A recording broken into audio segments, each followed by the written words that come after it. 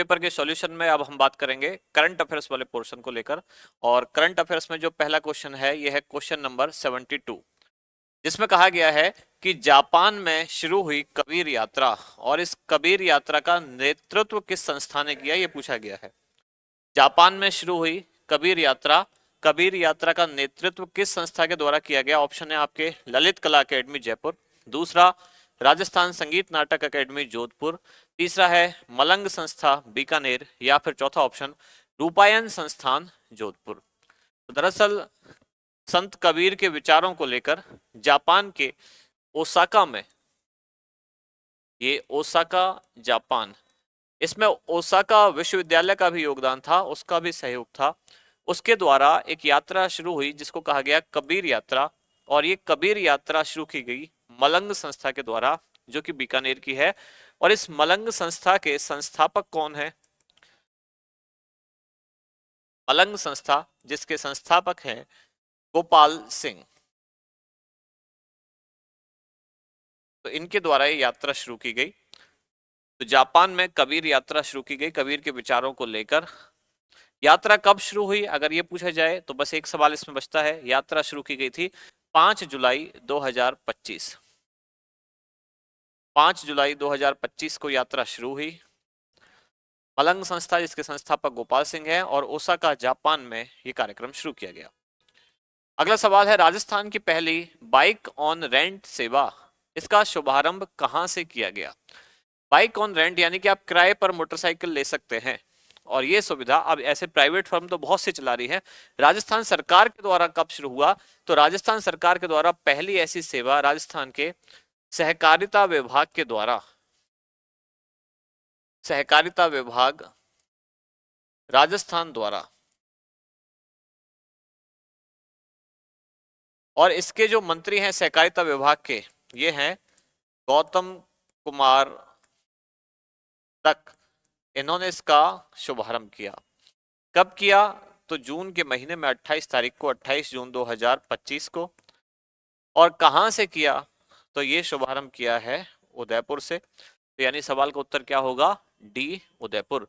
कि राजस्थान की पहली बाइक ऑन रेंट सेवा सरकारी स्तर पर शुरू की गई है राजस्थान के सहकारिता विभाग द्वारा। और कहां शुरू की गई है? तो उदयपुर में शुरू की गई है, यानी कि उत्तर होगा हमारा डी।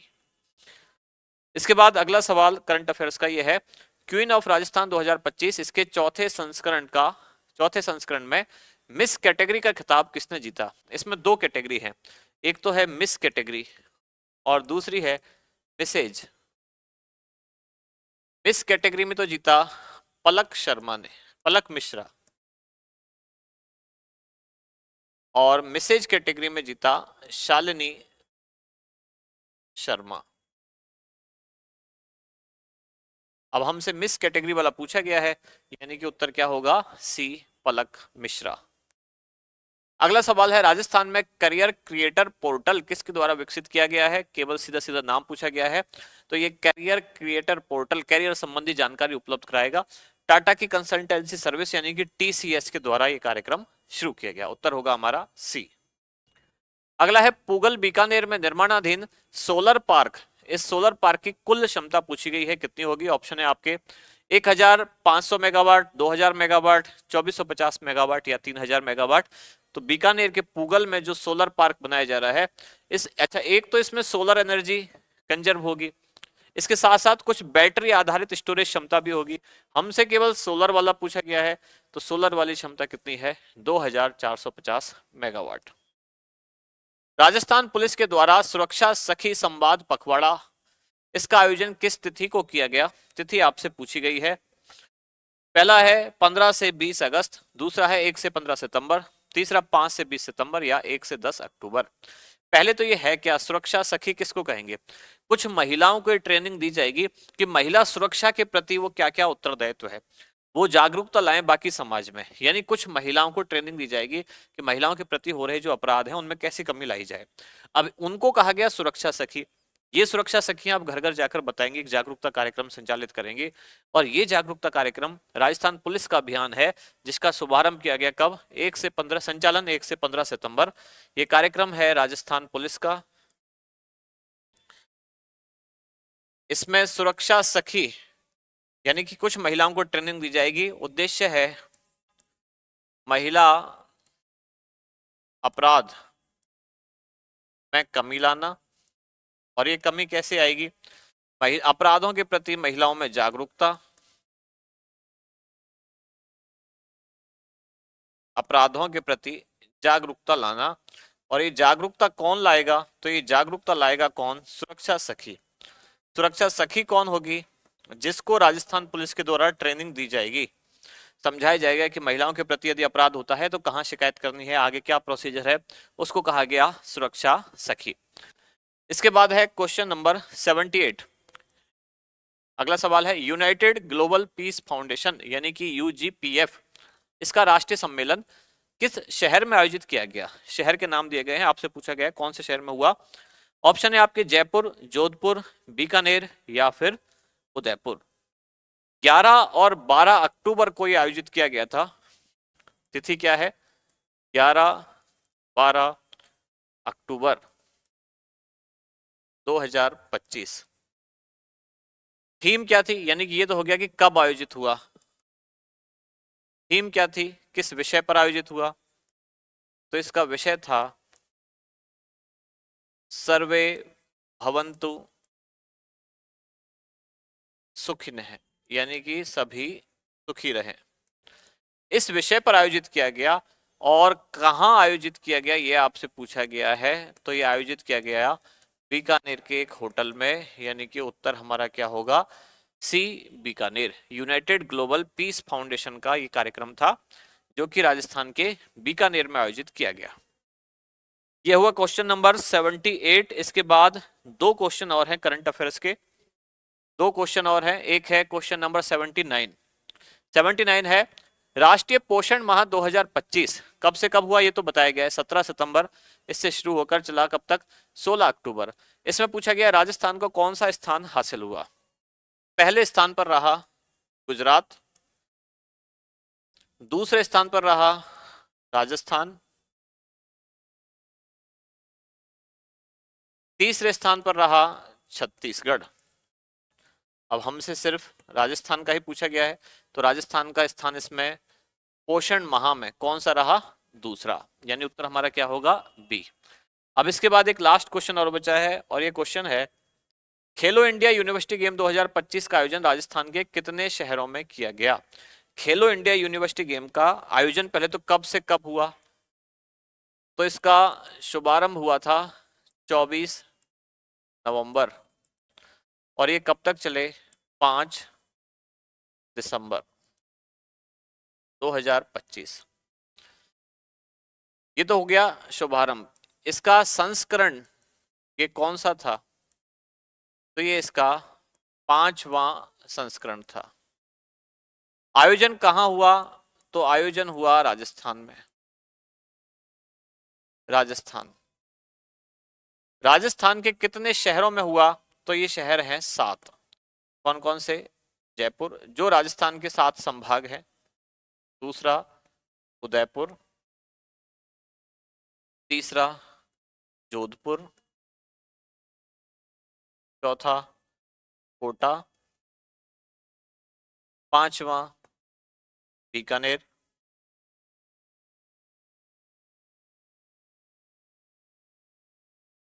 बीकानेर, छठा अजमेर और 7वां भरतपुर। इन 7 शहरों में इसका आयोजन किया गया, यानी कि उत्तर हमारा क्या होगा? डी। ये काफी इंपॉर्टेंट सवाल है, यानी कि ये टॉपिक इंपॉर्टेंट है, खेलो इंडिया यूनिवर्सिटी गेम्स। ये आपके एग्जाम में पूछा जा सकता है। अभी अभी इन खेलों का समापन हुआ है, आपके एग्जाम में आ सकता है। 24 नवंबर से शुरू होकर 5 दिसंबर तक ये चले। ये इनका 5वां संस्करण था। आयोजन राजस्थान के 7 शहरों में हुआ, जयपुर, उदयपुर, जोधपुर, कोटा, बीकानेर, अजमेर और भरतपुर। तो करंट अफेयर्स का जो पोर्शन है वो यहीं समाप्त होता है।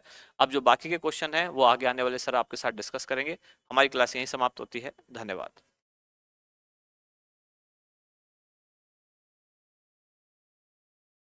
नमस्कार दोस्तों, मैं विनोद वशिष्ठ, प्रयास जो हब के डिजिटल प्लेटफॉर्म पर फिर से आप सभी लोगों का हार्दिक स्वागत और अभिनंदन करता हूं। सभी को राधे राधे, बांके बिहारी लाल की जय, जय श्री राम, वंदे मातरम, जय हिंद। दोस्तों जैसे कि आप सभी को पता है, प्रयास 2.0 टेस्ट सीरीज बहुत ही जोरों शोरों से चल रही है और काफी आप लोगों का प्रेम इस पर देखने को मिल रहा है। और इसी कड़ी में प्रयास 2.0 का जो टेस्ट हुआ उसके सॉल्यूशन को लेकर के मैं आपके समक्ष उपस्थित हुआ हूं। तो बिना कोई समय गवाए आज के इस टेस्ट सॉल्यूशन को प्रारंभ करने जा रहे हैं हम। पहला क्वेश्चन दोस्तों आप लोगों की स्क्रीन के सामने साइकोलॉजी का उपस्थित हो चुका है। और क्वेश्चन अगर आप देख पाए तो क्वेश्चन लिखा हुआ है कि निम्नलिखित में से कौन सा कथन शिक्षा मनोविज्ञान की प्रकृति से संबंधित नहीं है। एक व्यवहारिक विज्ञान है, बिल्कुल है। सामाजिक विज्ञान है, बिल्कुल है, समाज से जुड़ा है। धनात्मक विज्ञान है, बिल्कुल है।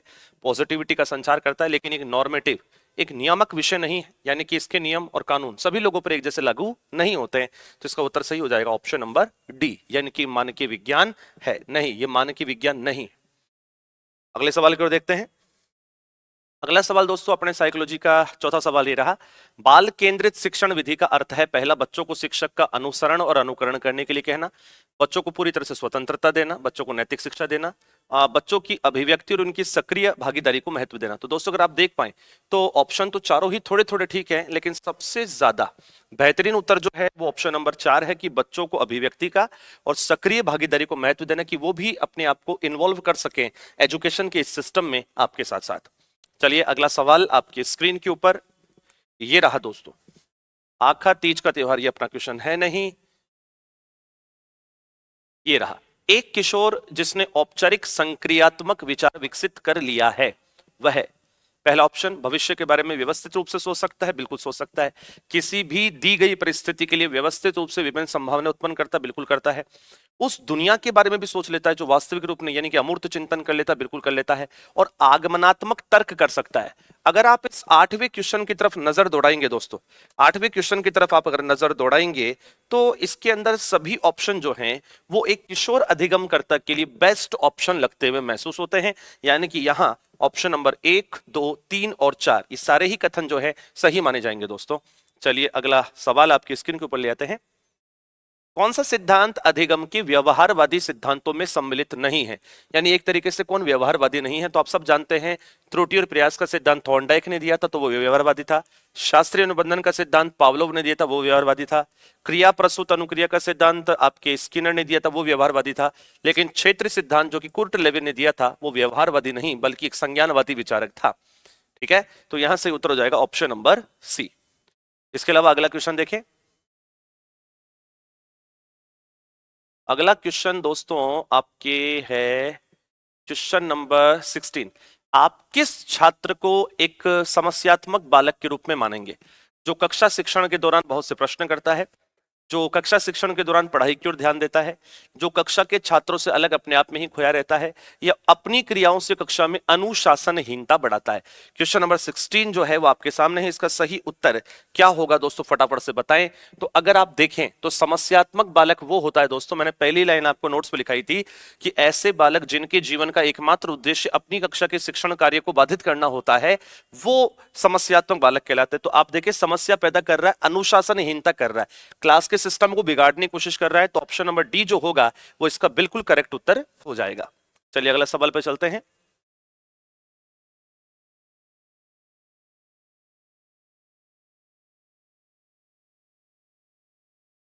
क्वेश्चन नंबर 24 देखने में बहुत अच्छा क्वेश्चन है। शिक्षक अपनी कक्षा की संरचना इस प्रकार करते हैं ताकि विद्यार्थी जो 6 से 12 साल का समूह है यानी कि बाल्यावस्था है उसमें सकारात्मक दृष्टिकोण बनाए रखा जा सके और उसमें जो सक्षम और अच्छे व्यक्ति हैं उन्हें देखने में मदद मिल सके।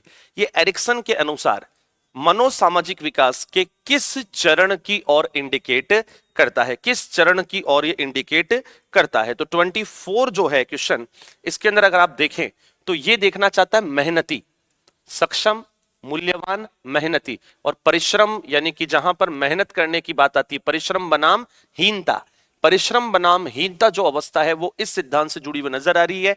ऑप्शन नंबर ए जो है वो इसका बिल्कुल सही उत्तर माना जाएगा। अगले क्वेश्चन की ओर चल पड़ते हैं दोस्तों, और अगला क्वेश्चन आपके स्क्रीन के ऊपर ये रहा। यदि बाहरी प्रेरणा एक अंत की युक्ति है तो आंतरिक अभिप्रेरणा अपने आप में क्या मानी जाएगी?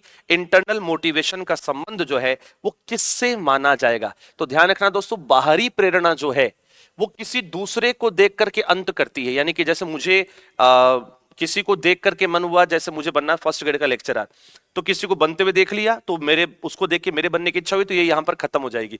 लेकिन आंतरिक अभिप्रेरणा ऐसी है जो किसी बाहर से नहीं आती, अंदर से आती है, अंदर से शुरू होती है और अंदर खत्म हो जाती है। यानी कि आंतरिक प्रेरणा अपने आप में क्या माना जाएगा? अंत माना जाएगा। क्या माना जाएगा? अंत माना जाएगा। चलिए अगले क्वेश्चन की ओर पूछ करते हैं।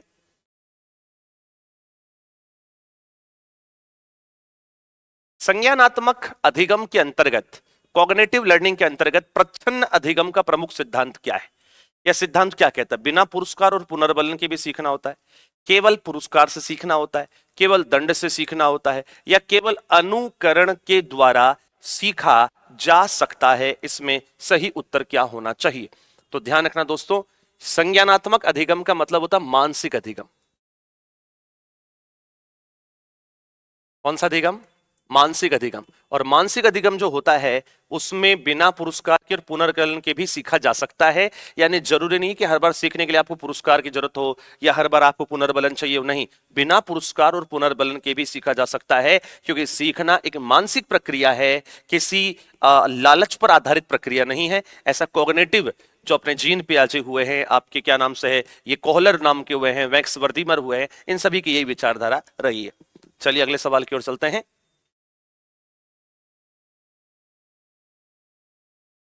संवेगात्मक बुद्धि के संदर्भ में निम्नलिखित में से कौन सा एक कथन जो है वो सही नहीं है? पहला, संवेगात्मक बुद्धि संवेगों को समझ करके उनका सही ढंग से नियंत्रण करती, बिल्कुल करती है। संवेगात्मक बुद्धि एक संज्ञानात्मक योग्यता है, बी ही कथन इसका गलत हो जाएगा, क्योंकि संवेगात्मक बुद्धि व्यवहारिक संवेगों से जुड़ी है, ये कोई समझने वाली या नॉलेजियस कैपेसिटी वाली बुद्धि मानी नहीं जा सकती। तो इसके अंदर जो सही उत्तर होगा वो ऑप्शन नंबर होगा बी, संवेगात्मक बुद्धि एक संज्ञानात्मक योग्यता है। ठीक है, चलिए आगे बढ़ते हैं।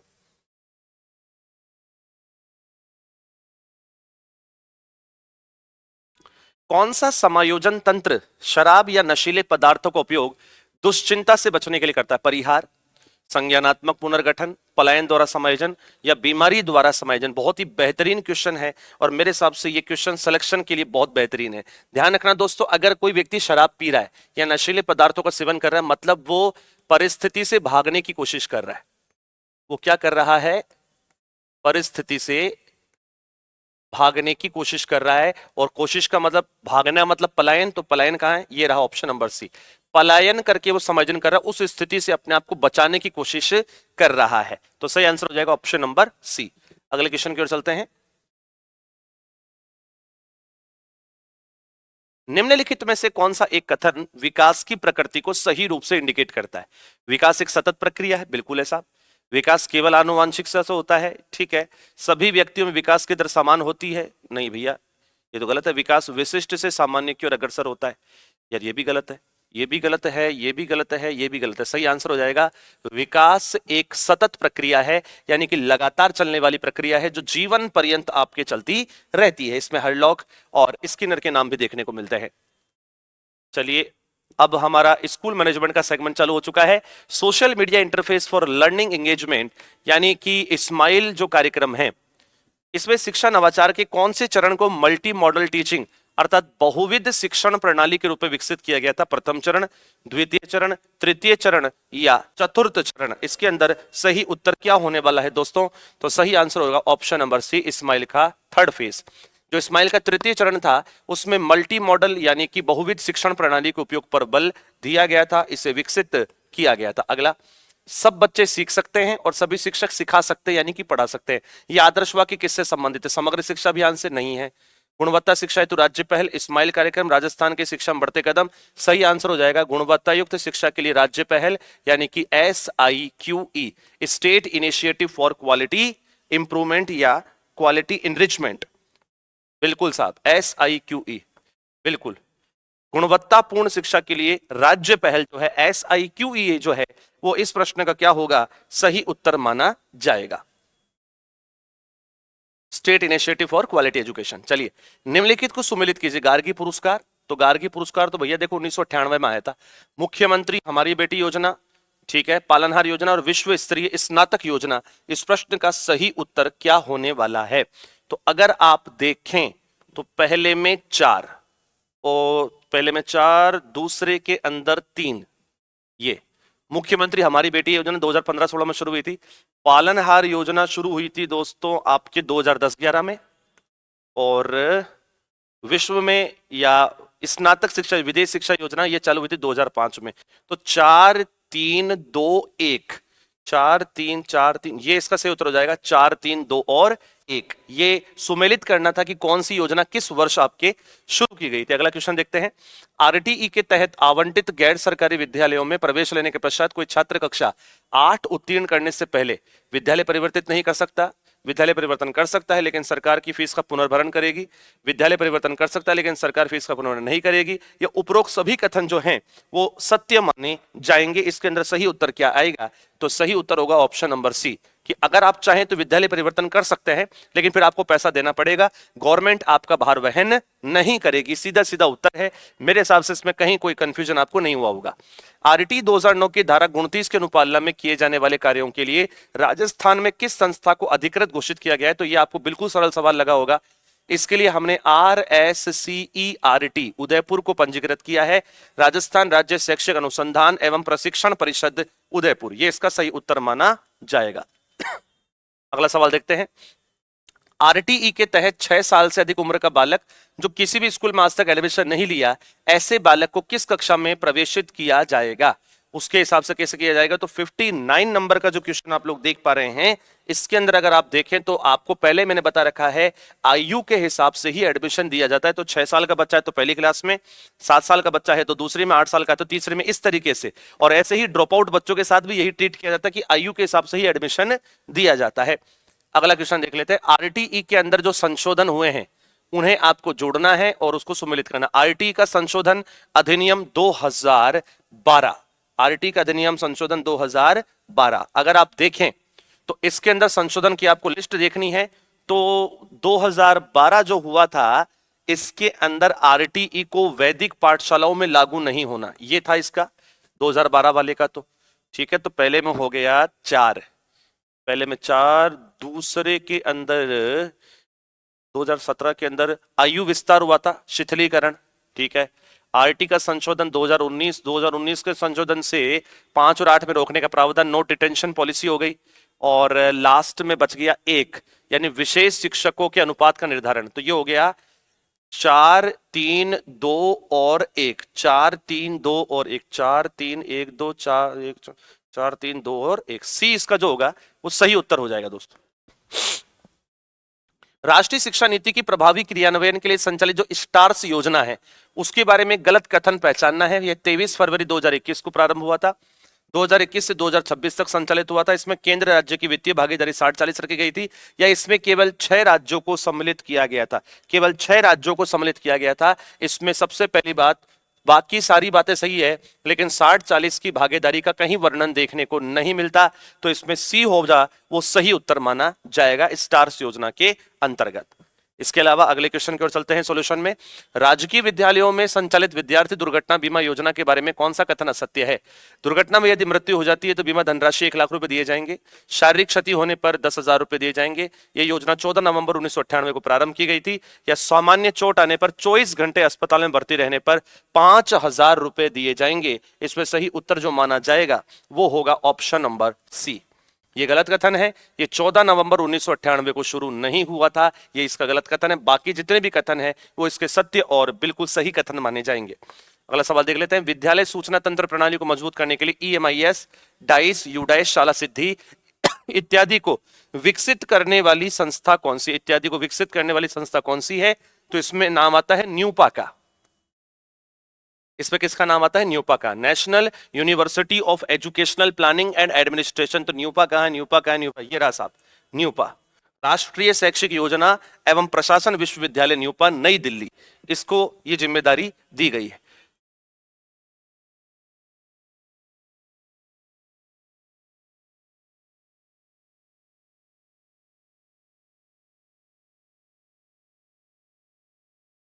ये था दोस्तों अपने स्कूल मैनेजमेंट और साइकोलॉजी के पेपर सॉल्यूशन का पार्ट, और बहुत एवरेज क्वेश्चन थे और एक कुछ क्वेश्चन एवरेज प्लस थे।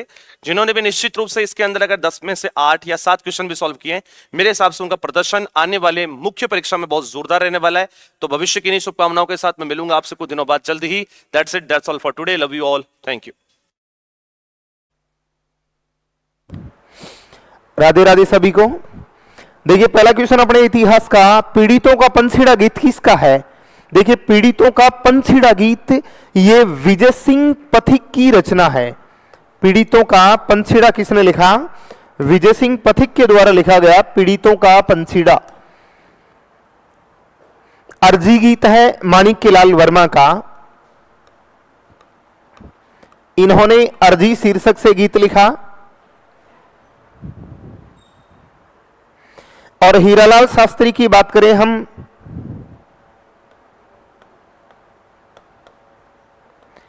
प्रलय प्रतीक्षा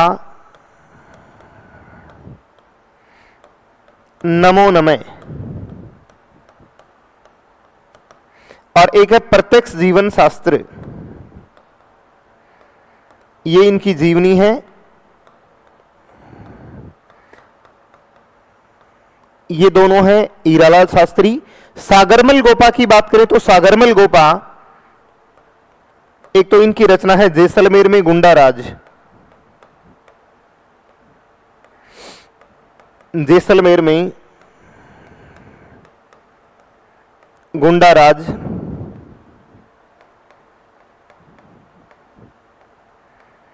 आजादी के दीवाने, और एक है रघुनाथ सिंह का मुकदमा।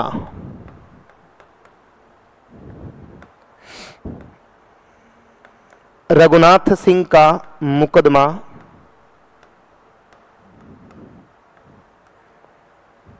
अगले प्रश्न की हम बात करें कि झुंझुनू में विद्यार्थी भवन की स्थापना किसने की? देख लिये, विद्यार्थी भवन यानी जाट बोर्डिंग की स्थापना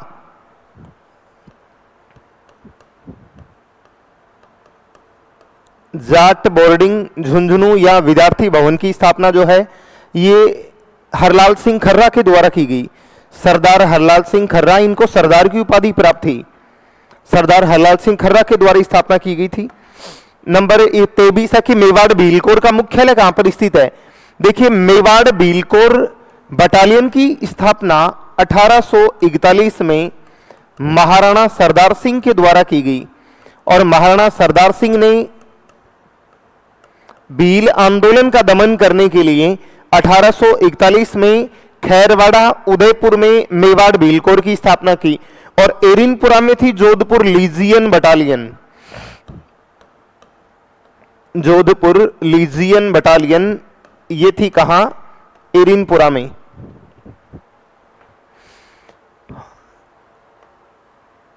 ग्रेटर राजस्थान का निर्माण, ग्रेटर यानी वृहत राजस्थान का निर्माण। तो देखिए ग्रेटर राजस्थान या वृहत राजस्थान का जो निर्माण है, यहां बात हो रही है राजस्थान एकीकरण के चौथे चरण की। और राजस्थान एकीकरण का जो चौथा चरण है ये 30 मार्च 1949 को 30 मार्च 1949 को राजस्थान एकीकरण का चौथा चरण, और इसी चरण से प्रतिवर्ष 30 मार्च को राजस्थान दिवस मनाया जाता है। लेकिन इस बार से याद रखना 2025 से राजस्थान दिवस जो है ये चैत्र शुक्ल एकम को मनाया जाएगा। राजस्थान दिवस चैत्र शुक्ल एकम को मनाया जाना है, ये 30 मार्च 1949 को। तो इसमें ऑप्शन पहला हो जाए 30 मार्च 1949 वृहत राजस्थान का गठन। बाणासुर के शहीद के नाम से प्रसिद्ध मेजर शैतान सिंह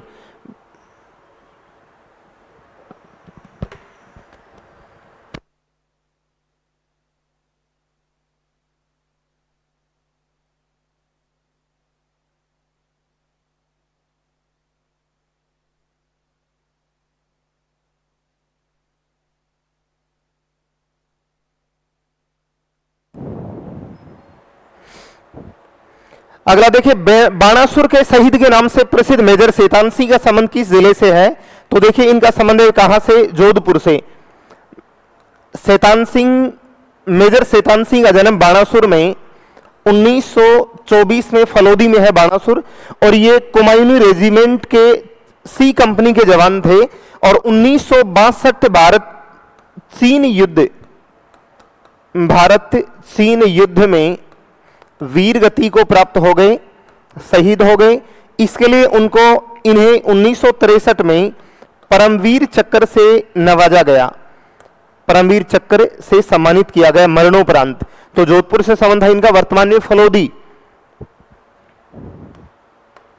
अगला है मेवाड़ पुकार का संबंध किस आंदोलन से है? तो देखिए, मेवाड़ पुकार का मतलब है भीलों की 21 मांगों का पत्र। भीलों की 21 मांगों का जो पत्र है ये मेवाड़ पुकार कहलाता है, और इसका संबंध था एक ही आंदोलन से। अगला है ताम्रवती नगरी के नाम से प्रसिद्ध है। तो देखिए, गणेश्वर सभ्यता की तो बात करें हम, तो ये तो कहलाती है ताम्रयुगीन सभ्यताओं की जननी।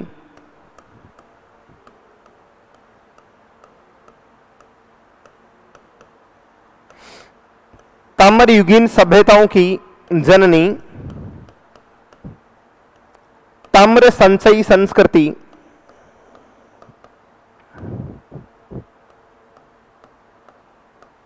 ताम्र संचयी सभ्यता और पुरातत्व का पुष्कर, इन सभी नामों से जाना जाता है किसको? गणेश्वर सभ्यता को। आहड़ सभ्यता को कहते हैं ताम्रवती नगरी, ताम्रवती नगरी कहा जाता है, और रेड सभ्यता को कहते हैं एशिया का टाटा नगर।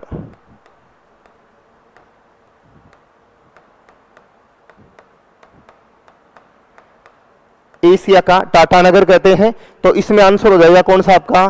ताम्रवती नगरी आहड़ सभ्यता हो जाएगी।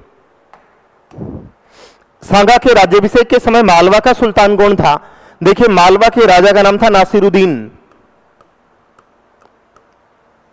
जब महाराणा सांगा का राज्याभिषेक हुआ था तब नासिरुद्दीन था, और 1511 में इनकी मृत्यु हो गई थी नासिरुद्दीन की। इनके बाद मालवा के राजा बने महमूद खिलजी सेकंड। महमूद खिलजी सेकंड ये 1511 में राजा बना।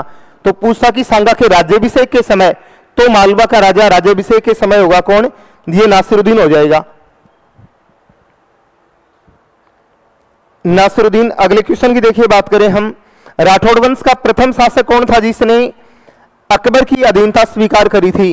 तो राव कल्याणमल बीकानेर हो जाएगा। और 1570 के नागौर दरबार में राव कल्याणमल ने अकबर की अधीनता स्वीकार की। नागौर दरबार 1570।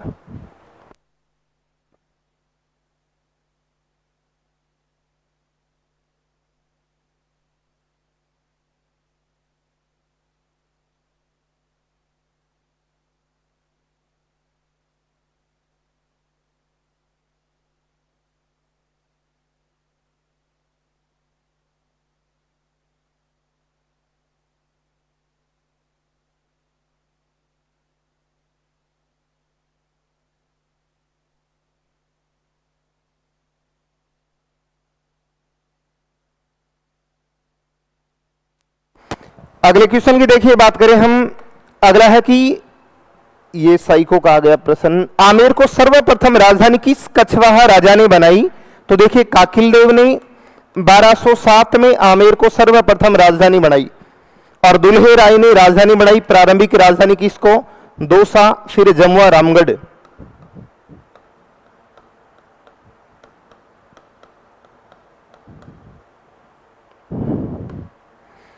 कौन सा सुमेलित नहीं है? देखिए, मेवाड़ प्रजामंडल की स्थापना 1938 में, झालावाड़ प्रजामंडल की स्थापना 1946 में, बूंदी प्रजामंडल की स्थापना 1934 में, बीकानेर की स्थापना दे रखी 1936 में। अब देखिए,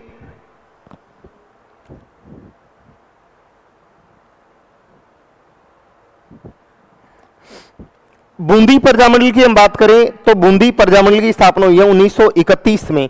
जयपुर और बूंदी की स्थापना 1931 में है, तो ऑप्शन नंबर सी आपका राइट आंसर हो जाएगा। और अगले क्वेश्चन की हम बात करें, चित्तौड़गढ़ के आसपास के क्षेत्रों को सिवी जनपद कहते थे, और सिवी की राजधानी का नाम था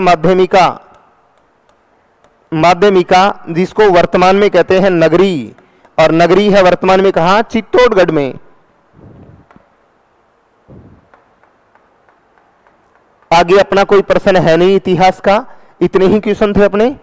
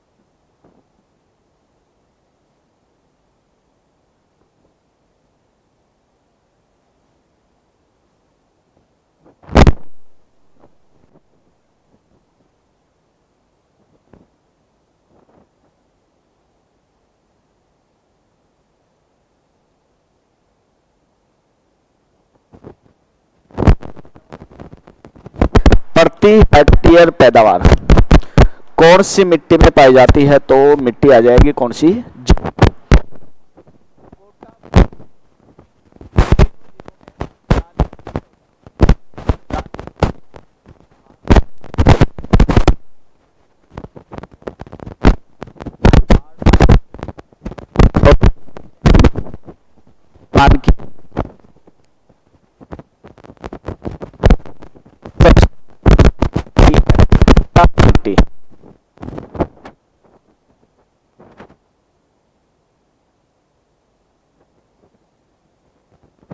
मिट्टी काली मिट्टी को कहते हैं।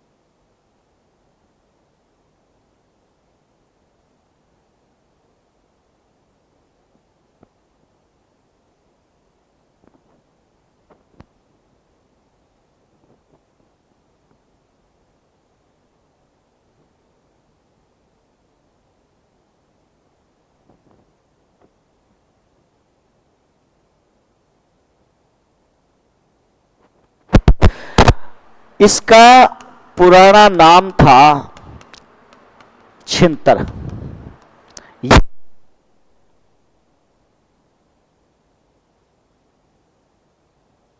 कॉरिडोर का हिस्सा, पूर्व पश्चिम कॉरिडोर का हिस्सा।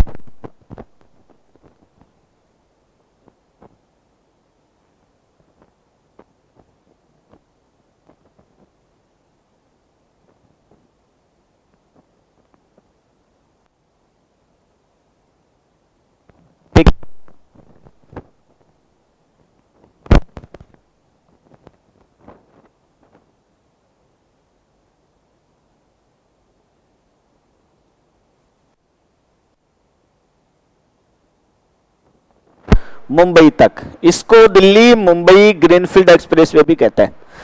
Mumbai greenfield expressway 374 kilometre Rajasthan के अंदर, 374 किलोमीटर। अगला प्रश्न देखेंगे, पाली जोधपुर पट्टे पर फलसुंड मांगलोद, मांगलोद फलसुंड किसके लिए प्रसिद्ध है? तो भैया ये तो जिप्सम के लिए है। किसके लिए है?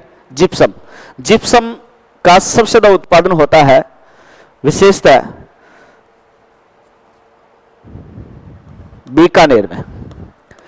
बीकानेर का जिप्सम उत्पादन में प्रथम स्थान है। नागौर है, बीकानेर है, नागौर है, जोधपुर है। इनमें सबसे ज्यादा पाली है, इनमें सबसे ज्यादा जिप्सम के पर्याप्त भंडार मौजूद है। हीरा सबसे ज्यादा राजस्थान में प्रतापगढ़ में। खान का नाम है केसरपुरा की खान। ग्रेफाइट राजस्थान में भंडार नहीं है। बाड़मेर में सबसे ज्यादा पेट्रोलियम के भंडार है। पेट्रोलियम के भंडार सब बाड़मेर। राजस्थान में 2000 की जनगणना के अनुसार कौन सी जनजाति संख्या के आधार पर दूसरे स्थान पर?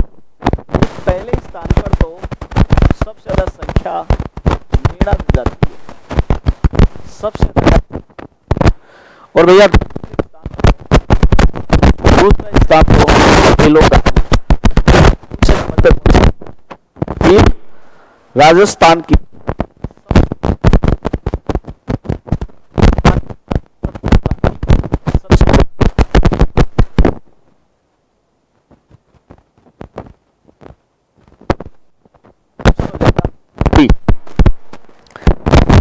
कौन सा एग्रो फूड पार्क रिकॉर्ड नहीं किया गया?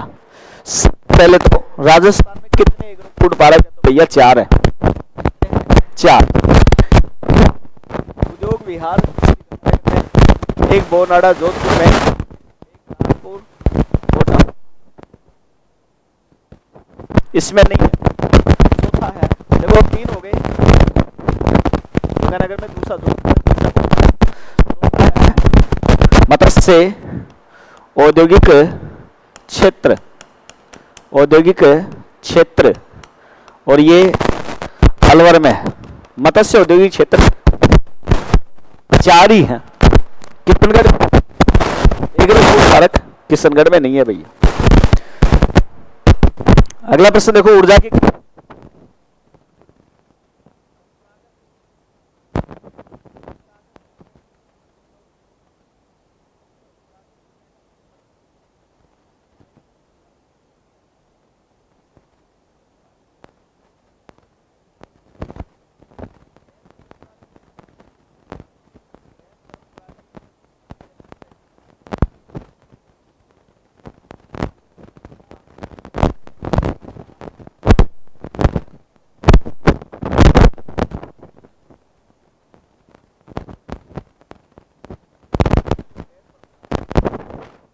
खोज कौन कौन सी है? ऊर्जा है भैया, प्राकृतिक गैस नहीं है भैया, पवन ऊर्जा है, बायोमास है, बायोगैस है, जल विद्युत नहीं है भैया, परंपरागत में नहीं है। कितना हो जाएगा? 1 3 4 5, 1 3 4 सही है।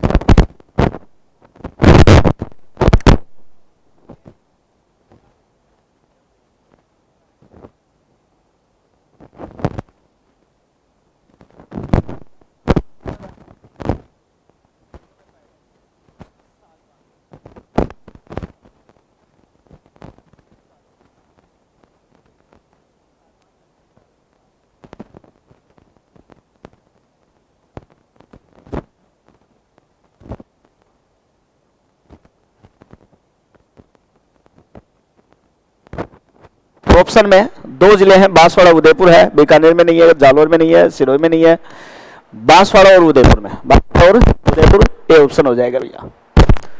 नेक्स्ट देखो, राजस्थान के वन पर्यावरण तथा जलवायु परिवर्तन विभाग द्वारा हाल ही में जारी की गई एक अधिसूचना के अनुसार वेटलैंड का मतलब होता है भैया दलदली क्षेत्र होता है। ये दलदली क्षेत्र चिन्हित किया जाता है और राजस्थान में तो टोटल 44 है। एक प्रश्न और याद रखना, सर्वाधिक वेटलैंड कौन से जिले में? तो सर्वाधिक जो वेटलैंड है राजस्थान में वो 12 जिले में है, याद रखना। कौन सा? 12 जिला। है तो 12 में 12 ही है भैया, 12 में 12। कौन सा वन्यजीव अभयारण्य सुमेलित नहीं है? वन्यजीव अभयारण्य सुमेलित नहीं है। बस्सी चित्तौड़गढ़ में है, सही है। शेरगढ़ बूंदी में नहीं है भैया, शेरगढ़ बूंदी में नहीं है। शेरगढ़ है 12 में, बूंदी में नहीं है, ये सुमेलित नहीं है। सीता माता प्रतापगढ़ में सही है। रामसागर वन विहार धौलपुर में है, ऑप्शन हो जाएगा बी। कौन सा, किस प्रकार के वन? केवल माउंट आबू लिख रहा है भैया, केवल माउंट आबू में, माउंट आबू में है। पर्वतीय वन केवल माउंट आबू में पाए जाते हैं, केवल माउंट आबू में उपोषण पर्वतीय वन। निम्नलिखित में से कौन सी स्थलाकृति अरावली अरावली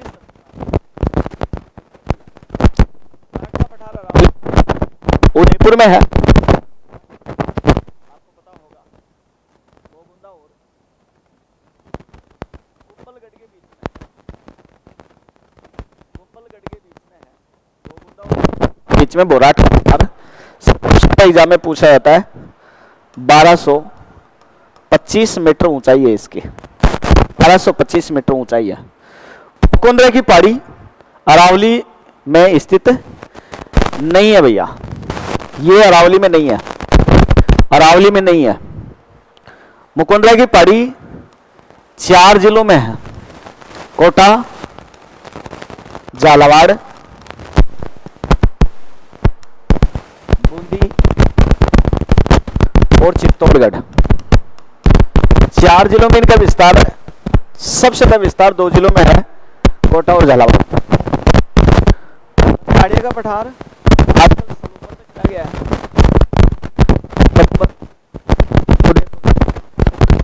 पुराना प्रश्न आ जाए तो उदयपुर, नया आ जाए तो लसाड़िया का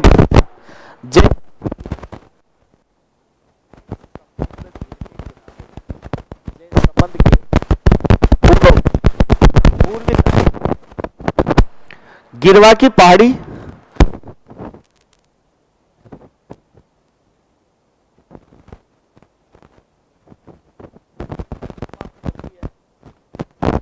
सबसे ज्यादा एग्जाम में पूछते हैं भैया, तो आपका ऑप्शन हो जाएगा बी। मुकुंदरा की पहाड़ी अरावली का भाग नहीं है। निम्नलिखित में से जलवायु का प्रमुख तत्व, जलवायु का प्रभावित कर, जलवायु तो पूछ रहा है कौन सा है? वायुमंडल दाब, जलवायु में पढ़ते हैं, पवने भी पढ़ते हैं, तापमान भी पढ़ते हैं, बार नहीं पढ़ते भैया।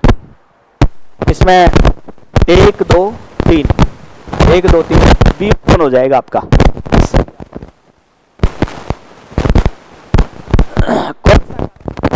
जलवायु को प्रभावित निर्धारित नहीं करता, ये देखो कारक पूछ लिया इसमें, कौन सा कारक जलवायु को प्रभावित नहीं करता? समुद्र से दूरी करता है, अक्षांश स्थिति नहीं करता।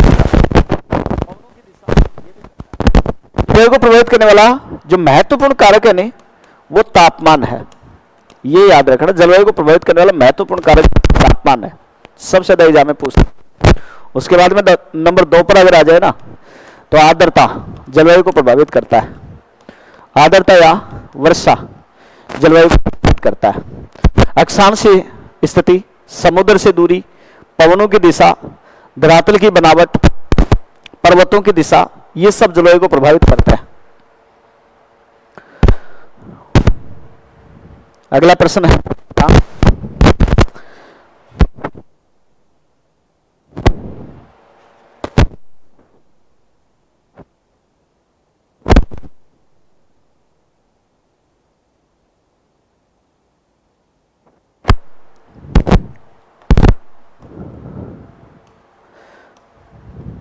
एक प्रश्न अपना 76 नंबर पर है ज्योग्राफी का, और उसको देखते हैं।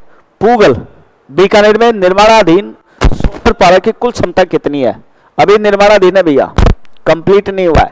2450 मेगावाट का प्लांट लगाया जा रहा है पूगल बीकानेर में, 2450 मेगावाट। सी ऑप्शन हो जाएगा।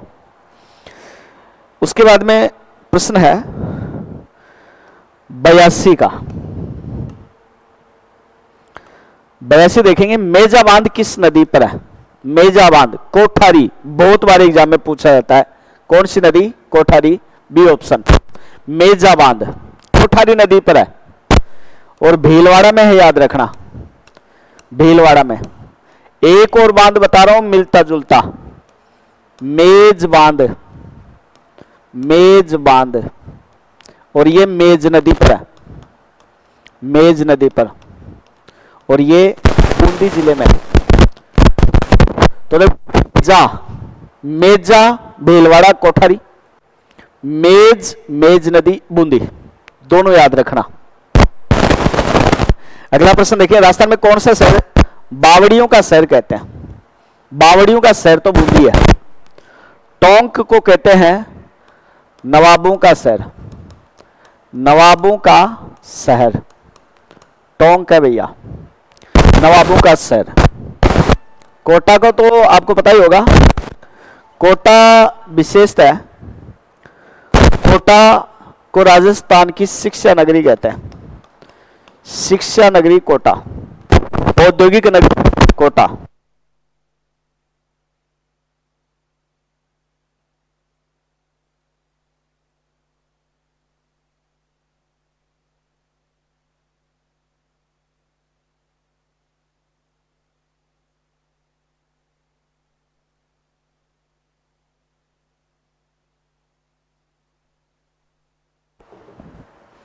हाँ, अगला प्रश्न अपना,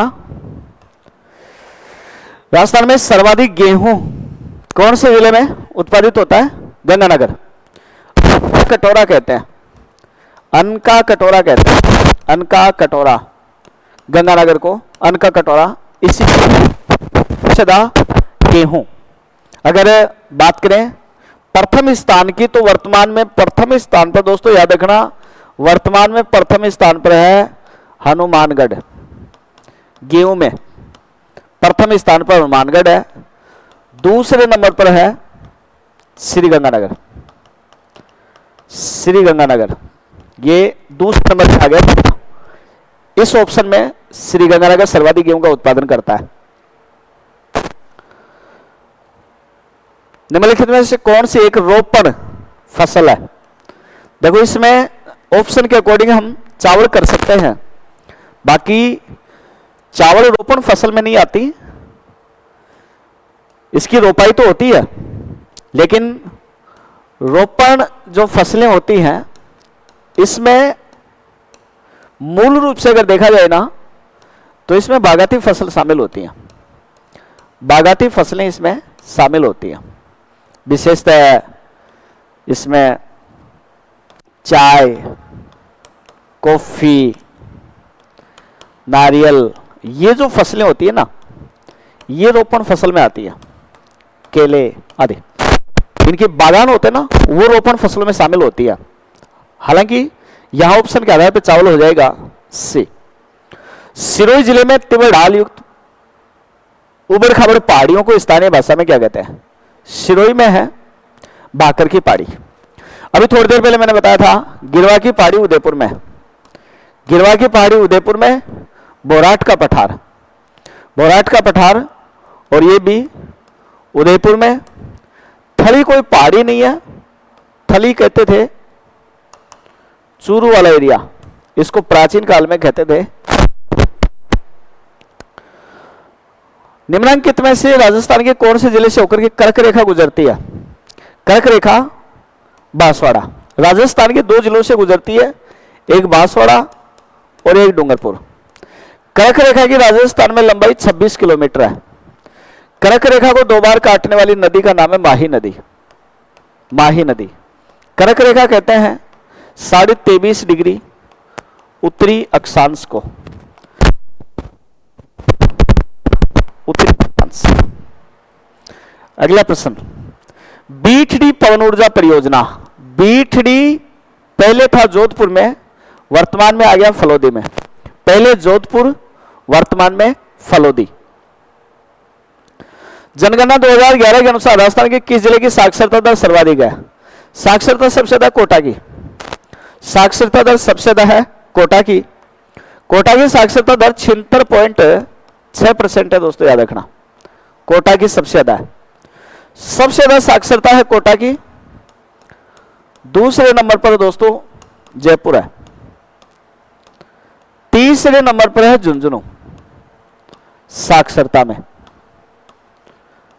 चौथे नंबर पर है सीकर और पांचवें नंबर पर है अलवर। सर्वाधिक साक्षरता वाले जिले हैं कोटा, जयपुर, झुंझुनू, सीकर, अलवर। सबसे कम की बात करें ना तो न्यूनतम साक्षरता सबसे कम जालोर की है। दूसरे नंबर पर सिरोही है, सिरोही। तीसरे नंबर पर है प्रतापगढ़। चौथे नंबर पर है बांसवाड़ा और पांचवें नंबर पर है बाड़मेर। इनकी साक्षरता दर सबसे कम है। जालोर, सिरोही, प्रतापगढ़, बांसवाड़ा, बाड़मेर। अशोका लीलैंड फैक्ट्री कहां पर है? अलवर में है भाई अशोका लीलैंड।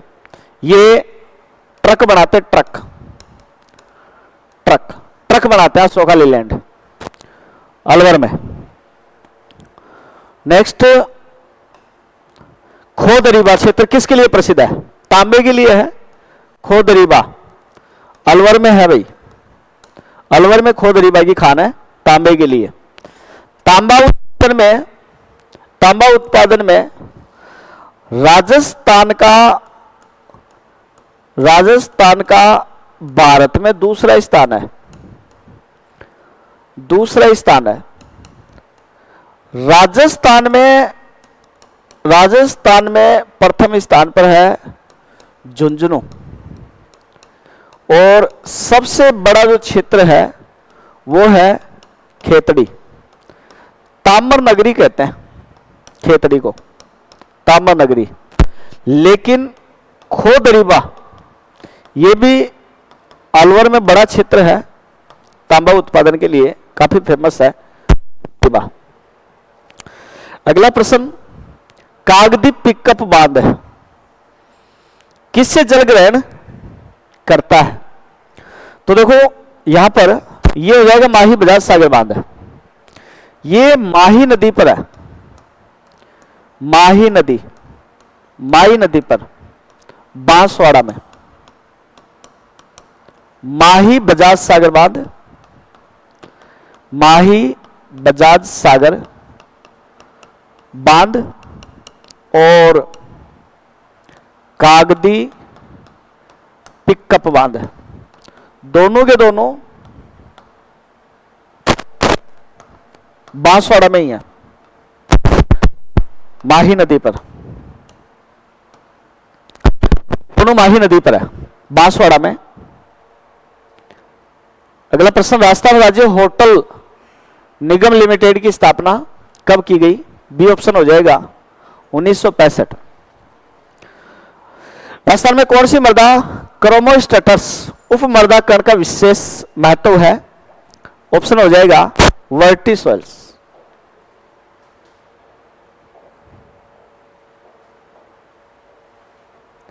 हाँ तो देखो इसमें एक तो याद रखना एरिडी सॉइल के उप मृदा कण बता रहा हूं मैं आपको। एरिडी सॉइल के उप मृदा कण याद रखना कैल्सी, ऑर्थोडिस, केम्बो, ऑर्थोडिस,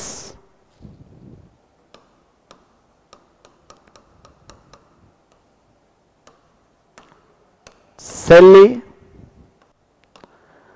ऑर्थोडिस,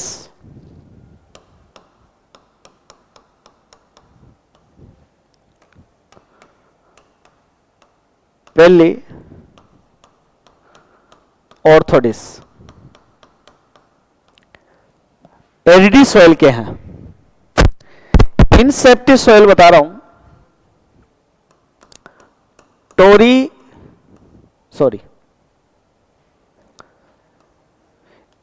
इनसेप्टिव सॉइल उस्टोक्रेप्स, उस्टोक्रेप्स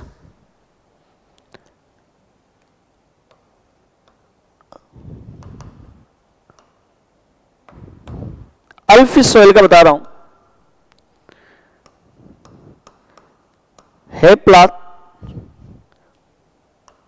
हेप्लू स्टाल्फस,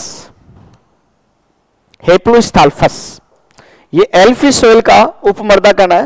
हेप्लू स्टाल्फस इंसेप्टी सोइल का है। उस्टोक्रेप्स एरिडी सोइल का है। कैल्सी ऑर्थोडिस, कैम्बो ऑर्थोडिस, सेली ऑर्थोडिस और पेली ऑर्थोडिस। जबकि वर्टी सोयल का है, वर्टी सोयल का है क्रोमोस्टेटस। और कई बार एग्जाम में ऐसे प्रश्न आने लग गए हैं। नेक्स्ट अगला प्रश्न, अब ये सारे आगे हैं इतिहास के, कल्चर के। अगला अपना प्रश्न और देखते हैं ज्योग्राफी का।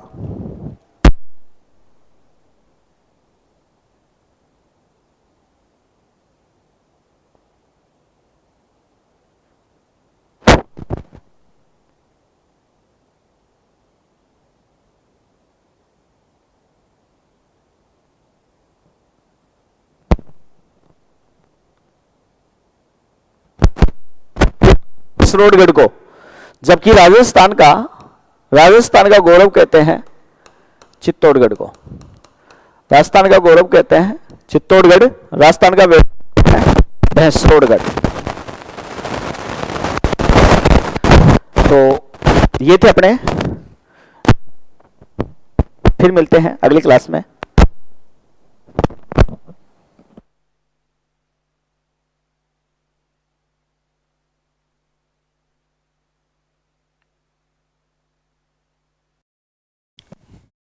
नमस्कार साथियों, ये पॉलिटी से संबंधित जो प्रश्न है वो देखते हैं। विचार व अभिव्यक्ति की स्वतंत्रता का संबंध किस मौलिक अधिकार से है? तो मेरे दोस्तों, जो मौलिक अधिकार हैं वो इसमें दे रखा है। समानता का जो अधिकार है वो आर्टिकल कहाँ से कहाँ तक है? तो आर्टिकल 14 से लेके 18 तक है। स्वतंत्रता का जो अधिकार है वो आर्टिकल कहाँ से कहाँ तक है? 19 से लेके 22 तक है। शोषण के विरुद्ध जो अधिकार हैं वो आर्टिकल कहाँ से कहाँ तक है? तो 23 से लेके 24 तक है। और धार्मिक स्वतंत्रता का जो अधिकार है वो आर्टिकल कहाँ से कहाँ तक है? तो 25 से लेके 28 तक है। अब प्रश्न क्या कह रहा है? विचार व अभिव्यक्ति की स्वतंत्रता है, इसका संबंध किस मौलिक अधिकार से है? तो मेरे दोस्तों, आर्टिकल जो 19 से क है उसमें ये लिखा हुआ है कि विचार व अभिव्यक्ति की स्वतंत्रता। तो 19 कौन से आर्टिकल में है? स्वतंत्रता का अधिकार में। तो मेरे दोस्तों, इसका जो राइट आंसर होगा वो बी हो जाएगा। उसके बाद में नेक्स्ट है, अगला प्रश्न देखते हैं। अगला प्रश्न क्या कह रहा है कि राजस्थान से वर्तमान में 18वीं लोकसभा में कितनी महिला सदस्य हैं? यानी कहने का मतलब है राजस्थान से जो लोकसभा में कितनी महिलाएं सांसद हैं? लोकसभा में सांसद हैं तो 3 महिलाएं हैं। एक का क्या नाम है? एक का नाम है मेरे दोस्तों मंजू शर्मा है। मंजू शर्मा, ये कहाँ से है? ये जयपुर से है। एक का नाम है मेरे दोस्तों संजना जाटव, और ये कहाँ से है? तो संजना जाटव है, ये भरतपुर से है। और एक का नाम है मेरे दोस्तों महिमा कुमारी, और ये महिमा कुमारी कहाँ से है? तो महिमा कुमारी है, ये राजसमंद से है। कहाँ से है? राजसमंद से। तो इसका जो राइट आंसर हो जाएगा वो क्या हो जाएगा? 3। नेक्स्ट अगला प्रश्न देखते हैं। साधारण विधेयक पर आयोजित संसद की संयुक्त बैठक की अध्यक्षता कौन करता है? मेरे दोस्तों, संयुक्त अधिवेशन है या संयुक्त बैठक है, ये बुलाने का कार्य कौन करता है? बुलाने का कार्य है वो राष्ट्रपति करता है। लेकिन अध्यक्षता कौन करता है? तो अध्यक्षता करता है लोकसभा अध्यक्ष। कौन करता है? लोकसभा अध्यक्ष। आज तक कितनी बार संयुक्त अधिवेशन बुलाया गया है? तो 3 बार संयुक्त अधिवेशन बुलाया गया है। 6 मई 1961 को एक कानून बना था, दहेज उन्मूलन कानून। और उसके बाद में 1978 में एक कानून बना था मेरे दोस्तों बैंकिंग सेवाओं से संबंधित। और एक कानून है मेरे दोस्तों, वो कब बना था? 2002 में बना था। कब बना था? 2002 में। कौन सा? आतंकवाद निवारक कानून। तो इसका जो राइट आंसर क्या हो जाएगा? 3 नंबर हो जाएगा। तो पॉलिटी से संबंधित जो जितने भी क्वेश्चन थे वो कंप्लीट। हाँ, तो नमस्कार। कला और संस्कृति के आज जो पेपर था उसका सॉल्यूशन देखिए। अपने कल्चर का पहला क्वेश्चन, अकबर के चित्तौड़ पर आक्रमण के समय अपूर्व वीरता व साहस दिखाने वाले कल्ला जी किस रूप में पूजे जाते हैं? 1 सिर 5 हाथों वाला देवता, 2 सिर 4 हाथों वाला देवता, 2 सिर व विष्णु का अवतार, 2 सिर व 5 हाथों वाला लोक देवता व शेषनाग का अवतार। देखिए अलग अलग फैक्ट उठाए गए, अलग अलग फैक्ट हैं, पर जो एक्चुअल में जो राइट फैक्ट है वो है 2 सिर और 4 हाथों वाला लोक देवता। देखिए इनके छत्री भैरव पौल बना हुआ चित्तौड़गढ़ में, चित्तौड़गढ़। एक बात और देखिए, इनकी जो मुख्य पीठ है, मुख्य पीठ वो रनेला चित्तौड़गढ़ में है, रनेला चित्तौड़गढ़। और यहां मेला लगता है, यहां मेला लगता है, आश्विन शुक्ल अष्टमी को मेला लगता है। ये नोट कर लेना आप, आश्विन शुक्ल अष्टमी को इनका मेला लगता। एक और बात देखिए, इनका जो पुजारी होता है, वो पुजारी किणधारी कहलाता, किणधारी। और सबसे बड़ी बात देखिए, शिवगढ़ की राजकुमारी कृष्णा कुमारी से इनकी सगाई हुई थी, कृष्णा कुमारी से इनकी सगाई हुई, जो इनके साथ सती हुई थी, सती। सबसे बड़ी बात देखिए, इन्हें केहर, कल्याण, कामध्वज, रूंडाला और भाती खत्री भी कहा जाता। इनका जन्म सामियाना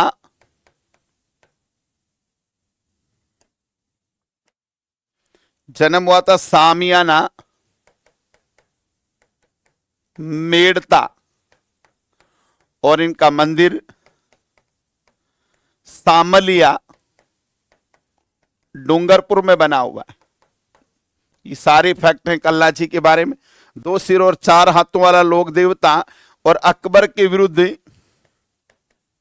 दुल्ले के भेष में लड़ते हुए वीर गति को प्राप्त हुआ था, वीर गति को प्राप्त। और सबसे जो बड़ी बात है वो ये और भी है, जो भी आप देख लीजिए, इन्हें योग और जड़ी बूटी का ज्ञाता भी कहा जाता। योग व जड़ी बूटी का ज्ञाता किस लोक देवता को कहा जाता है? वीर कल्ला राठौड़। अगला क्वेश्चन है, सुमलित करना, एक तरफ संत दे रखा है, एक तरफ पीठ दे रखी। बहुत प्यारा सा क्वेश्चन है। संत रामचरण जी, तो आप इसको शाहपुरा, दरियाव जी, रेण, नागौर, हरिरामदास जी, सिंगथल, बीकानेर और रामदास जी खेड़ापा, जोधपुर। तो आप देख लीजिए 4 3 2 1, ये सटीक सा आपका उत्तर होगा। Question number 3। क्वेश्चन नंबर 5 देखिएगा, आखा तीज का त्योहार कब मनाया जाता? आखा तीज का त्योहार मनाया जाता बैसाख शुक्ल तृतीया। ये एक अणबूझ सावा है, अणबूझ सावा। राजस्थान में इस दिन सर्वाधिक बाल विवाह होते हैं, बाल विवाह। इसी दिन बीकानेर राज्य की नींव रखी गई थी, बीकानेर राज्य की नींव रखी गई थी। एक और बात देखिए, ये गरासिया जनजाति का नववर्ष माना जाता है, गरासिया जनजाति का नववर्ष। सबसे बड़ी बात देखिएगा, इस दिन किसान या आम आदमी की बात कर लें, किसान तो क्या आम आदमी, इस दिन 7 प्रकार के अन्नों की पूजा, 7 प्रकार के अन्नों की पूजा की जाती, पूजा की जाती। गेहूं व बाजरे का खींचड़ा, बाजरे का खींचड़ा बनाया जाता, गुड़ का गलवानिया बनाया जाता और मंगोड़ी का साग बनाया जाता। और देखिए अजमेर के प्रख्यात समाज सेवी हरविलास शारदा के प्रयासों से 1929 में बाल विवाह निरोधक अधिनियम बनाया गया था, बाल विवाह निरोधक अधिनियम, और उस अधिनियम को कहा जाता है शारदा एक्ट, कहा जाता है शारदा एक्ट। बहुत सारी अच्छी बातें हैं ये, जो आप अपने नोट्स में और एक बार इनको पुनरावृत्ति के तौर पर देख सकते हैं। अगला क्वेश्चन है, ये दुगदुगी है, इसको कॉमन पढ़ लीजिएगा आप, दुगदुगी, दुगदुगी गोस पेंच, पछेवड़ी, फतेह पेंच में क्या है? पगड़ी के प्रकार, पगड़ी को चमकीली बनाने वाले अंगरखी के प्रकार, मौसम के अनुसार रंग विहीन पगड़ी। नहीं, इसका उत्तर होगा पगड़ी को चमकीली। देखिए तुर्रे, सरपेंच, बालाबंदी, दुगदुगी, लटकन, फतेह पेंच, गोश्त पेंच, ये सारे के सारे वो हैं जो पगड़ी को सुंदर व चमकीली बनाने के लिए पगड़ी के ऊपर लगाए जाते हैं। अगला क्वेश्चन है, आभूषण से रिलेटेड क्वेश्चन है, बहुत ही प्यारे प्यारे आभूषण हैं। तो देखिए ठूसी, ठूसी है वो कंठों में पहना जाता, पीपल पन्ना कान में पहना जाता, दामड़ा है वो अंगुली में पहनी जाती, और बोरला है वो सिर पर पहना जाता। बड़ा प्यारा सा सटीक सा उत्तर है आपका, ये पहला ही होगा इसका। ठूसी है वो कंठ का है, पीपल पन्ना कान का है, दामड़ा अंगुली का है, बोरला सिर का आभूषण है। अगला क्वेश्चन, क्वेश्चन नंबर 9 देखेंगे अपन। 9 नंबर क्वेश्चन है। 9 नंबर क्वेश्चन भी आपका सुमिलित करो वाला क्वेश्चन है। एक तरफ लोक कला, एक तरफ संबंधित दे रखा है। तो देखिए पाने, फड़, मांडना, कावड़। तो पाने हैं वो कागज पर बनाए जाते हैं, फड़ है वो कपड़े पर बनाई जाती है, मांडना है वो रंग से बनाए जाते हैं, और कावड़ है वो लकड़ी से बनाई जाती है। तो आप यूं देख लीजिएगा, 4 3 2 1, 4 3 2 1, आपका सी ऑप्शन सही होगा। बहुत ही प्यारा सा क्वेश्चन था। अगला क्वेश्चन है 11 नंबर क्वेश्चन है कल्चर का। देखिए स्त्री पात्रों की भूमिका स्त्रियों द्वारा किस ख्याल में होती है? तो पहला ही स्त्री पात्रों की भूमिका स्त्रियों द्वारा कुचामणी ख्याल में। ये कुचामणी ख्याल है, इसमें सॉरी उल्टा आ गया। स्त्री पात्रों की भूमिका जयपुरी ख्याल में। स्त्री पात्र, उत्तर आपका होगा जयपुरी ख्याल। स्त्री पात्र की भूमिका स्त्रियों द्वारा इसी ख्याल में, और इसमें सर्वाधिक नए प्रयोगों की संभावना अधिक होती है, नए प्रयोगों की संभावना अधिक होती है, नए प्रयोगों की संभावना अधिक होती है। और देखिए कुचामणी जो ख्याल है, इसमें स्त्री पात्रों की भूमिका, स्त्री पात्रों की भूमिका पुरुषों द्वारा, पुरुषों द्वारा। ये भी बहुत ही बेहतरीन सी बात है। याद रखिए स्त्री पात्रों की भूमिका पुरुषों द्वारा कुचामणी ख्याल में, और स्त्री पात्रों की भूमिका स्त्रियों द्वारा तो जयपुरी ख्याल में। अच्छा क्वेश्चन है, आने की प्रबल चांस से लॉक कर लिया जाए क्वेश्चन को। दूल्हे की बारात जब लड़की के यहां चली जाती है, तब पीछे से वर पक्ष की महिलाओं द्वारा स्वांग किया जाता, स्वांग, और उस स्वांग को हमारी भाषा में कहा जाता है टूटिया। खोड़िया, टूटिया, ये इसका नाम होता है। बड़ा रंगारंग प्रोग्राम होता है जो सारी की सारी रस्म में जो पुरुष उधर करता है उस सारी रस्म को यहाँ वधु पक्ष वर पक्ष की महिलाओं द्वारा संपादित किया जाता है। एक लोक का कथा भी है, कहा जाता कि एक तोरण नाम का राक्षस था। तोरण नामक जो राक्षस था उस राक्षस को पथ भ्रष्ट करने के लिए ये रस्म अदा की जाती है। जो नव विवाहित या जिन लड़के लड़कियों का विवाह होता था उनको मार दिया करता था, तो उसको राह भटकाने के लिए ऐसा प्रोग्राम महिलाओं द्वारा किया जाता है और वर और बारातियों को कोई जोखिम ना आए इसलिए पीछे से ऐसा स्वांग किया जाता हमारे राजस्थान में। अगला क्वेश्चन है, जिस काव्य ग्रंथ में किसी राजा की कीर्ति, विजय, युद्ध, वीरता आदि का वर्णन, ये डॉक्टर मोतीलाल मैनारिया के अनुसार, आप इसको यूं पढ़ लीजिएगा, मोतीलाल मैनारिया के अनुसार। बहुत ही प्यारा सा क्वेश्चन आएगा, आपको ये लाइन मिलेगी, आप देख लेना कि डॉक्टर मोतीलाल मैनारिया के अनुसार जिस काव्य ग्रंथ में किसी राजा की कीर्ति, विजय, युद्ध, वीरता आदि का वर्णन हो उस काव्य ग्रंथ को रासो कहा जाता है। रासो, क्या कहा जाता है? रासो। अगला क्वेश्चन है, आभे पटकी किसकी रचना है? आभे पटकी नथमल जोशी। देखिए श्रीलाल नथमल जोशी ऐसा पूरा नाम मिलेगा आप, श्रीलाल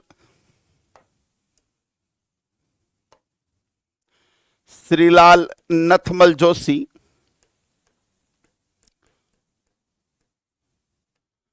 इसकी एक रचना थी एक बींदनी दो बींद, परन्योड़ी कमारी, आभे पटकी, सबड़का, सबड़का, मेहंदी, कनीर और गुलाब। ये रचनाएं श्रीलाल नथमल जोशी की हैं। तो अगला जो क्वेश्चन है, सुनहरी स्याही से लिखी गई कुरान शरीफ कहाँ रखी हुई है? तो देखिए बड़े पीर साहब की दरगाह में रखी हुई। बड़े पीर साहब की दरगाह है वो नागौर में है, नागौर में। 17 अप्रैल 2008 को इसे संग्रहालय में परिवर्तित कर दिया गया और यहां दर्शन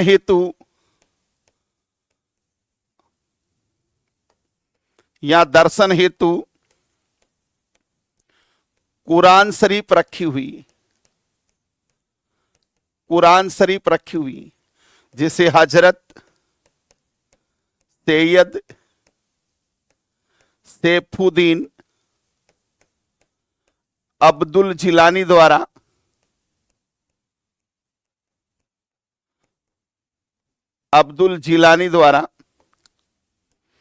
सुनहरी स्याही से लिखा गया।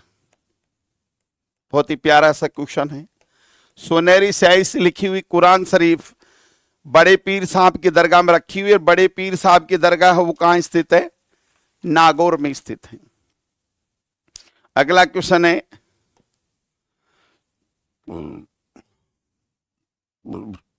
हड़बूजी का प्रमुख मंदिर कहां बना हुआ है?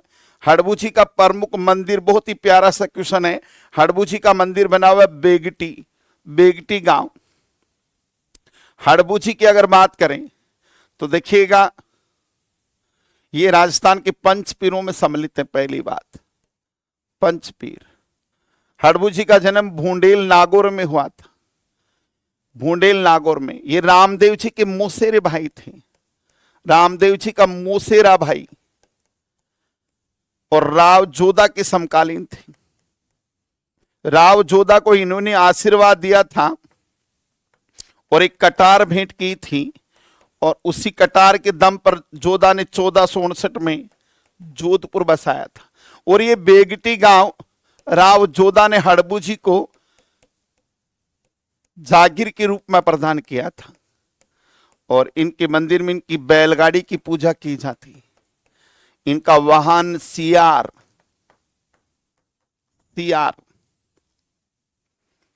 17 के बाद अगला क्वेश्चन देखिएगा, जॉर्ज इब्राहिम ग्रियर्सन ने किस बोली को भीली बोली कहा है? जॉर्ज इब्राहिम ग्रियर्सन ने वागड़ी बोली को भीली बोली कहा। वैसे भीली उसने राजस्थान की बोली नहीं माना, उस हुक्म जैन के अनुसार। अगला क्वेश्चन, रूख सतसई, ये रूख और सतसई दोनों एक साथ है, आप ध्यान रखिएगा। कि रचना किसने की थी? लक्ष्मण दान कवियर की रचना है माय डियर। मैं देखता चला गया की रचना किसने की थी? मिठेश निर्मोही, गुलाब कोठियारी, रीमा हुजा, सूदन।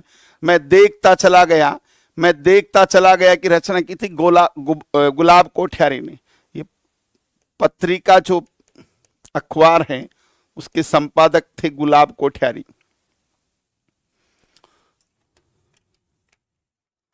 अगला क्वेश्चन देखिएगा,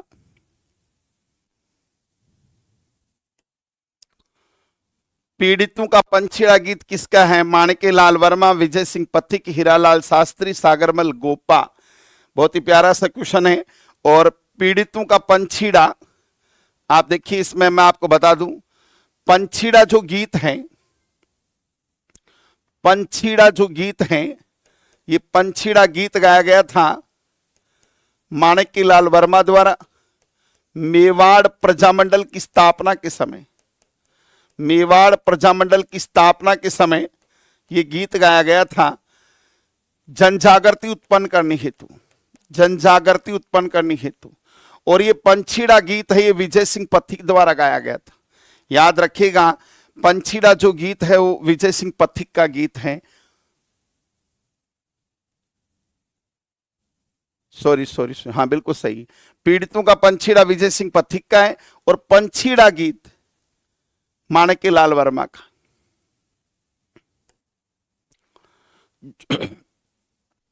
प्रश्न आया, झुंझुनू में विद्यार्थी भवन की स्थापना किसने की थी? हरलाल ने की थी, हरलाल। अगला देखिए कल्चर का क्वेश्चन,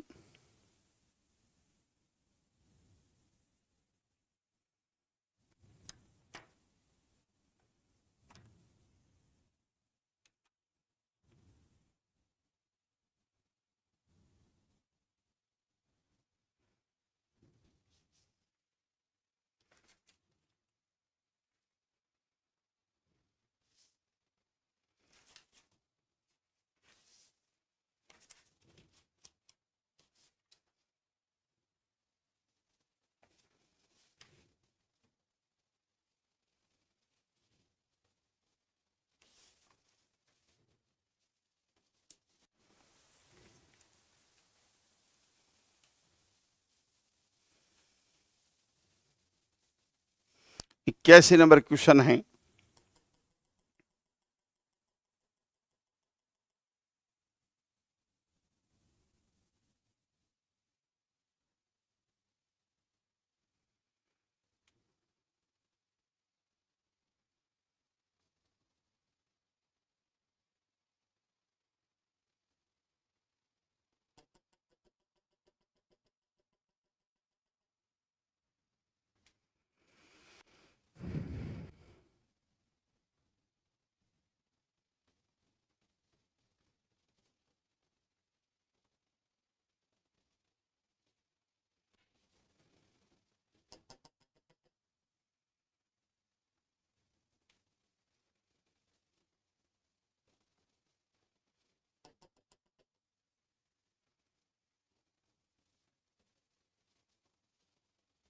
जीण माता के मंदिर का निर्माण किसने करवाया था?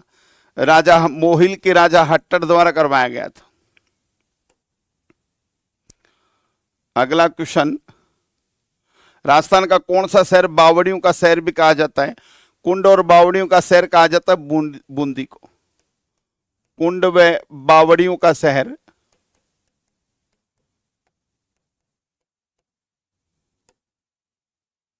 राजस्थान किस जिले में ओके अपना नहीं,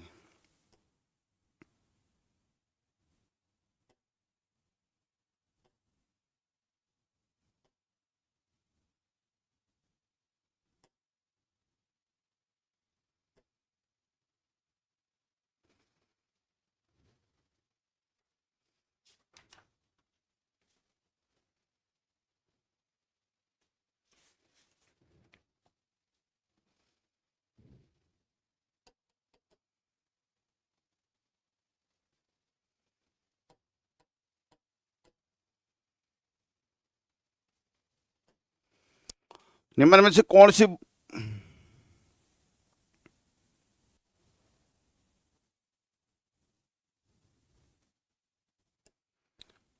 बोल भारमल्ली के रचनाकार कौन थे? बोल भारमल्ली सत्य प्रकाश जोशी की रचना। एक इनकी रचना और थी राधा, युद्ध विरोधी काव्य, युद्ध विरोधी काव्य, महाभारत का युद्ध रोकने के लिए। और एक इससे मिलती जुलती थी बागो और भारमल्ली, ये रचना है लक्ष्मी कुमारी चुंडावत। लक्ष्मी कुमारी चुंडावत की रचना।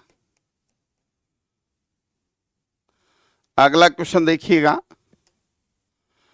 निम्न में से कौन सी बोली पूर्वी राजस्थान की प्रमुख बोली है? पूर्वी राजस्थान की प्रमुख बोली, और पूर्वी राजस्थान का नाम आती है आपको मालवी बताना। श्री कल्याण जी का मेला कब लगता है? चैत्र अमावस्या, भाद्र अमावस्या, माघ अमावस्या, बैसाख अमावस्या। देखिए कल्याण जी का मेला वर्ष में 3 बार लगता, 3 बार लगता। एक लगता है श्रावण अमावस्या,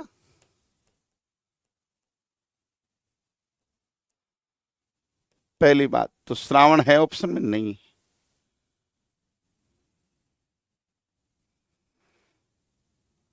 दूसरा लगता है बैसाख पूर्णिमा,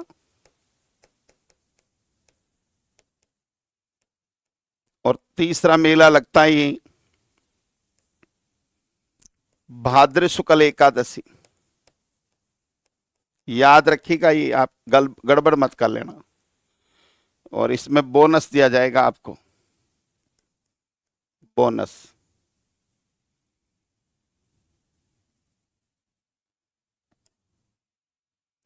निम्नलिखित में से कौन सा ईसाई धर्म से संबंधित नहीं है? 99वां क्वेश्चन देखिएगा। नौरोज, गुड फ्राइडे है, क्रिसमस है, ईस्टर है, नौरोज नहीं। डगलस बैरेट और बेसिल गेन ने चोर पंचाशिका शैली का उद्गम किसे माना है? मेवाड़ शैली को माना, मेवाड़ शैली।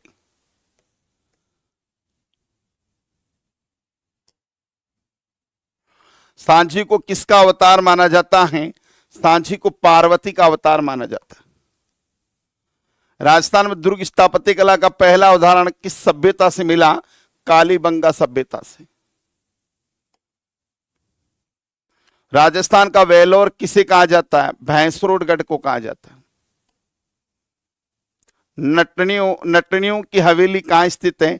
ये नाटानियों की हवेली है, नटनियों की नहीं है। और नाटानियों की जो हवेली है, अगर प्रश्न आ जाए कि नाटानियों की हवेली, देखिए 3 हवेली है जयपुर में। जयपुर में 3 हवेली हैं, ये नाटानियों की नहीं है, नाटानियों की हवेली। एक पुरोहित प्रताप नारायण जी की हवेली,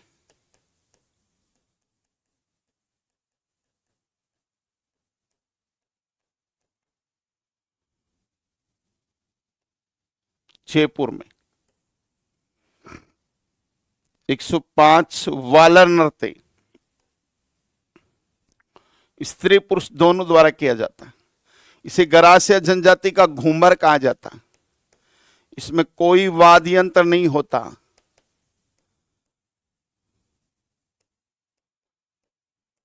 इसमें स्त्री और पुरुष दोनों भाग लेते। ये थे आपके कल्चर के क्वेश्चन। धन्यवाद।